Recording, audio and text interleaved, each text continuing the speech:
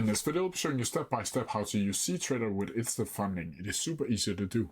So the first thing you need to do is open up your favorite browser, and then from here you'll need to go up to instantfunding.com. I'll also put a link to that down in the description below. Once you're inside of instant funding, you'll need to log into your account or sign up for a new account if you don't already have one. Now from here, once you get inside of the dashboard, you should bring something like this where you'll have an overview of all of your existing accounts. And if you don't already have an account that is registered as a cTrader platform account, then from here you'll just need to go up to start a new challenge. Once you get inside of here, you'll see this page where you can build your account. Here you can choose the different programs that instant funding offers, and from here you can select all of which is most suitable for you. You'll just need to make sure that you've chosen cTrader as a platform right here. Once you've done that, you'll just need to start now and check out, and then purchase your account like you usually would with any other challenge or product. If you want 10% off, I'll also leave a promo code for you to link down in the description below. Once you have successfully purchased your account, it will be visible inside of your accounts right here in the home tab, and then here you'll be able to click on the account and then get your cTrader ID and password for cTrader. Now from here you'll need to go down to the downloads tab down here, and then from here you'll be able to see cTrader Windows, cTrader macOS or cTrader iOS, and just download them from the site. And just download like you usually would, just open it up and follow the instructions until it should look something like this. From here you'll need to open up the login page and enter in your email or cTrader ID that instant funding has provided with you when you bought the account, and you'll need to enter your password. From here you can click enter or login, and then from here you'll